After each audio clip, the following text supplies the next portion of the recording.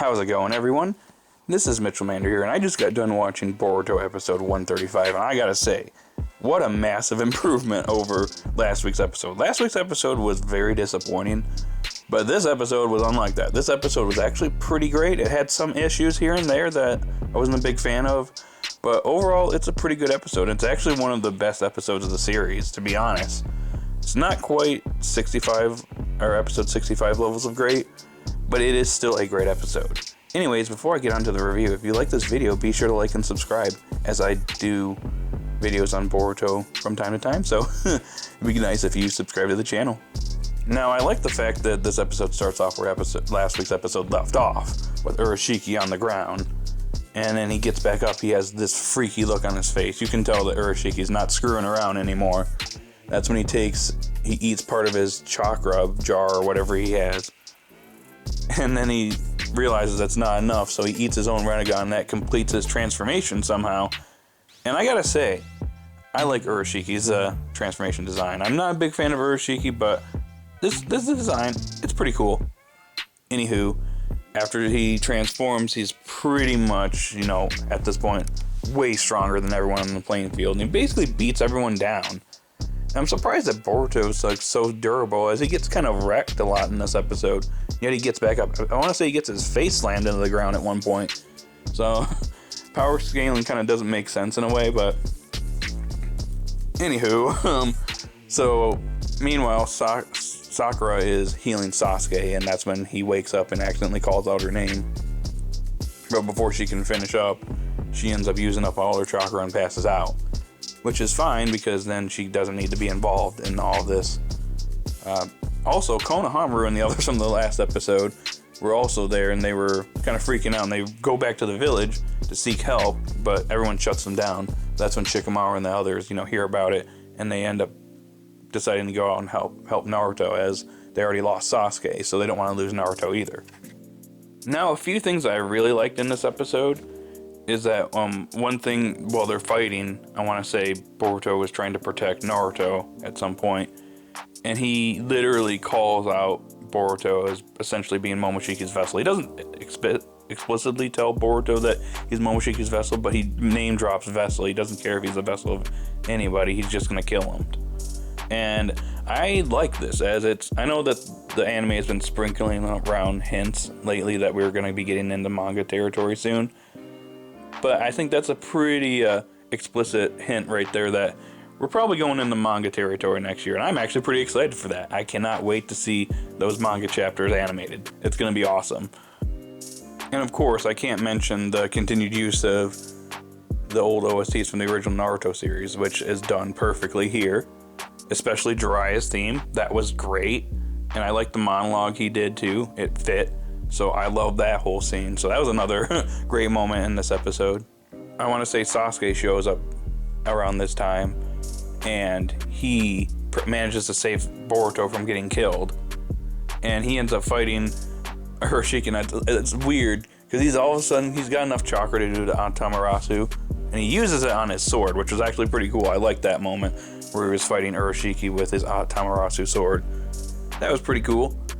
But at some point, I want to say, Urashiki targets Naruto and is about ready to get him with a powerful attack, and that's when Jiraiya jumps and basically takes a bullet for Naruto, and he's pretty much down for a little while.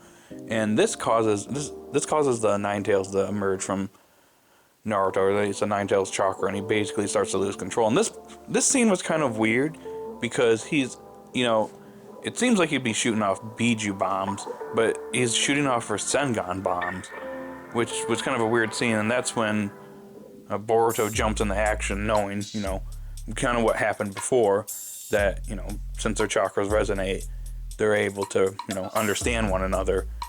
And somehow, he's able to get Naruto back to his senses. And instead of shooting off that Rasengan bomb, they end up managing to hold the giant Rasengan together. And that's when they perform, the father-son Rasengan, which is a pretty nice scene. It's a little weird how they did it, though. It kind of seemed a little convenient, in my opinion. But that's when Urashiki, he does kind of similar to what Momoshiki did, in which he does his own basically big bomb explosion, or whatever you want to call it. His own spirit bomb, I guess. And that's when this part was cool. Now, Jiraiya and Sasuke basically contribute to them all defeating Momoshiki, in which, Jiraiya does his attack, he does his Rasengan. And that's when I like this moment, where Sasuke brings out Kirin, of all things. That was so awesome.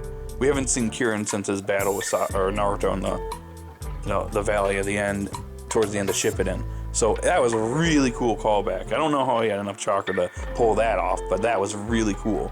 And that was all enough to weaken Urashiki enough for Boruto and Naruto to land the giant Rasengan. And they saved the day, but nobody gets a karma seal because Urashiki is that pathetic.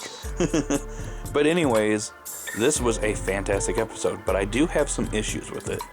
Now, this one's a bit minor, but even though this episode was pretty well animated for the most part, there's some spots here and there that are weirdly animated. But this is more kind of a nitpick. Overall, the episode looks fantastic.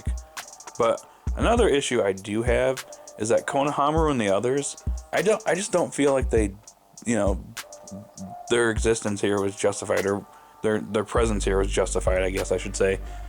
Because they go out and try to get help, but help doesn't come by the end of the episode. So are they just going to show up and basically take Boruto and Naruto to the hospital?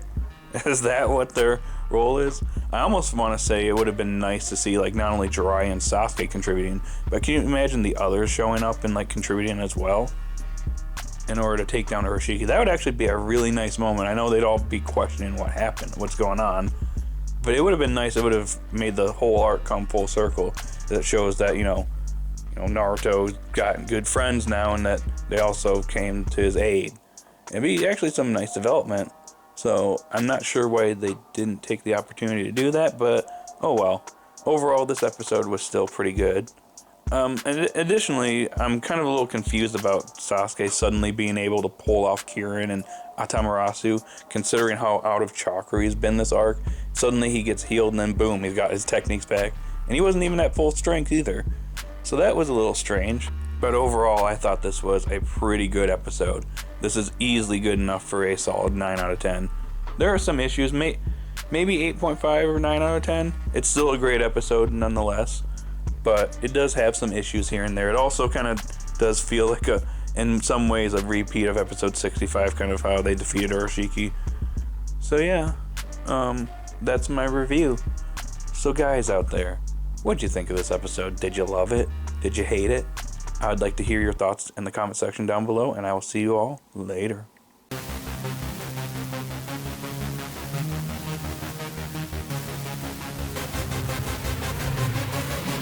Yeah.